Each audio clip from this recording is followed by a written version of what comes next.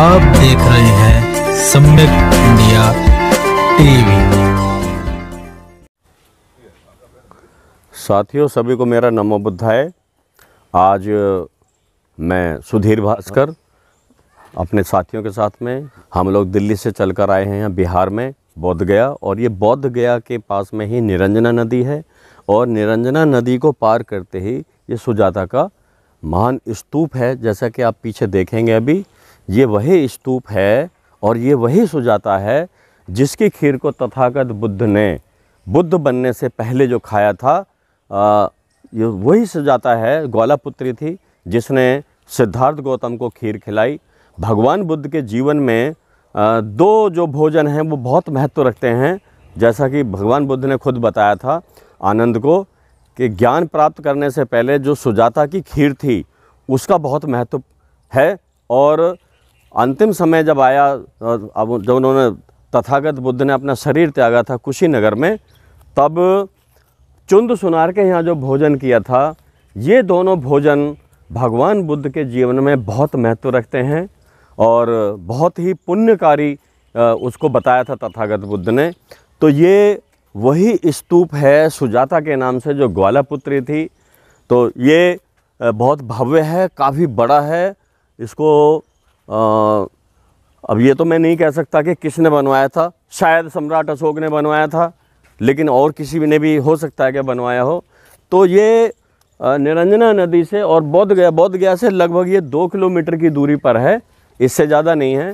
तो जो भी पर्यटक और बुद्धिजीवी और श्रद्धा रखने वाले तथागत बुद्ध और उनके धम्म में जो श्रद्धा रखते हैं, उन लोगों को यहाँ पर आके इसको भी ज़रूर निहारना चाहिए और देखना चाहिए, क्योंकि ये बहुत ही ऐतिहासिक महत्व की जगह है। बहुत पुरानी यहाँ पर ईंटें लगी हुई हैं। मेरे ख्याल से ये कम से कम भी तो 2000 साल से कम पुराना स्तूप नहीं है। इसकी जो ईंटों का साइज़ है लगभग 1 फुट लंबी है और 6-7 इंच चौड़ी ईंटें हैं ये। तो बहुत ऐतिहासिक महत्व है इसका। तो यहाँ बौद्ध जो अनुयायी हैं उन्हें यहाँ पर अवश्य आना चाहिए। और आगे एक सुजाता गढ़ है, ग्राम है सुजाता का, जिसे आज बकरौर के नाम से जाना जाता है। वहाँ हालांकि जंगल है, हम पहले लगभग 2 बार जा चुके हैं। तो वहाँ जाएं या ना जाएं, लेकिन इस स्तूप को ज़रूर देखना चाहिए। यदि जब भी बोध गया आएँ तो इस स्तूप को ज़रूर निहारना चाहिए और देखना चाहिए, क्योंकि ये हमारे गौरवशाली जो इतिहास है बौद्धों का, ये विरासत है। तो हमें इनका संरक्षण भी करना चाहिए और इनको देखना चाहिए, क्योंकि ये वीरान जो सुनसान पड़े हुए हैं, ये कुछ कहानियाँ हैं जिसको ये जो स्तूप हैं और ये सम्राट अशोक द्वारा बनाए गए जो 84,000 धर्मस्कंद, उनको हमें देखना चाहिए और उनका संरक्षण भी करना चाहिए, क्योंकि ये बौद्धों का गौरवशाली इतिहास है जिसे हमारे पूर्वजों ने बनाया। तो हमें, क्योंकि भारत देश के हम निवासी हैं और यहाँ के हम मूल निवासी हैं, तो हमें इन चीज़ों का भी पूरा ख्याल रखना चाहिए और इसे देखना चाहिए। तो एक बार फिर मैं कहना चाहूँगा कि सुजाता की जो खीर थी, बुद्धत्व लाभ करने से पहले, ऐसी कहानी है कि जब सिद्धार्थ गौतम को बुद्धत्व लाभ नहीं हुआ था, उनके साथ 5 परिव्राजक और थे, भिक्खु नहीं बने थे तब तक। तो यहाँ कोई पास में कोई पर्वत है, उर्वेला ग्राम था, जिस उस ग्राम की रहने वाली थी सुजाता। तो जब सिद्धार्थ का शरीर सूख के पिंजर हो गया था, कांटा हो गया था और खाल मांस ख़त्म हो गया था, सिर्फ हड्डियाँ मात्र रह गई थी, तब उन्होंने सोचा कि ये इस तरह तो मैं एक बिल्कुल ख़त्म हो जाऊँगा, एक दिन मर ही जाऊँगा, तो क्यों ना मैं कुछ खाना खाऊं, क्योंकि भूखे रहने से तो अभी तक लाभ हुआ नहीं है। 6 वर्ष उनको हो गए थे ये तप करते हुए और ध्यान साधना करते हुए, लेकिन कोई लाभ नहीं हुआ था। तब उन्होंने पहाड़ है कोई आसपास में, वहाँ से उतर के और उर्वेला ग्राम था, उर्वेला ग्राम के अंदर आए जहाँ सुजाता का घर था।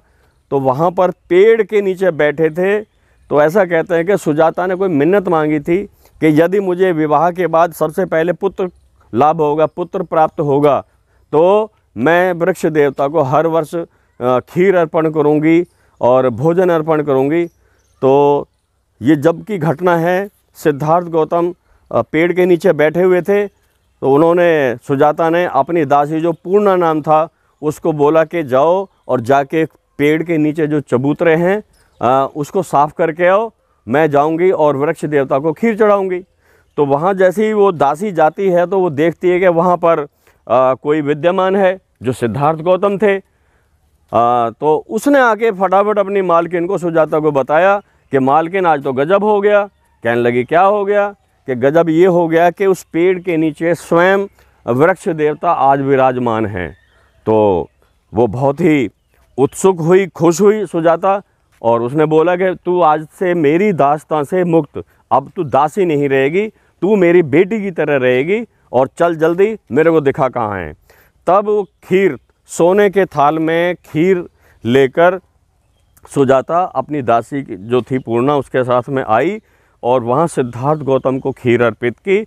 सिद्धार्थ गौतम ने 49 कौर, 49 चम्मच कह सकते हैं, 49 कौर 49 कौर खीर के खाए, और उस खीर को खाने के बाद वो आगे चले गए उर्वेला वन में। बीच में और बहुत सारी कहानी है, वो ज़्यादा विस्तार में हो जाएगी।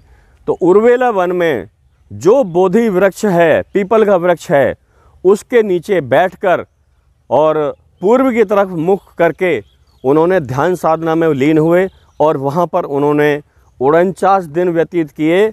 1 सप्ताह बाद उन्हें प्रतीत समुत्पाद का ज्ञान हुआ था। इसी प्रकार वो 7-7 दिन 7 जगह पे बैठे, जो 49 डेज ही होता है। तो 49 कौर खीर खाई और 49 डेज ही वो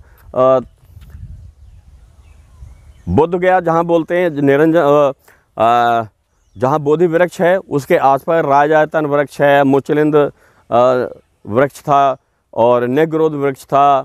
1 सप्ताह उन्होंने अपलक तक बिना पलक झपके हुए उन्होंने उस बोधि वृक्ष के को निहारा था, देखा था। और ये जो बोधि वृक्ष था वो आम वृक्ष नहीं था। जब सिद्धार्थ गौतम का जन्म हुआ था उनके साथ में इस बोधि वृक्ष का भी अंकुरण बैसाख पूर्णमासी को ईसा से 563 साल पहले हुआ था। सिद्धार्थ गौतम का भी जन्म उसी दिन हुआ था। उनका घोड़ा था कंथक, उसका जन्म भी उसी दिन हुआ था।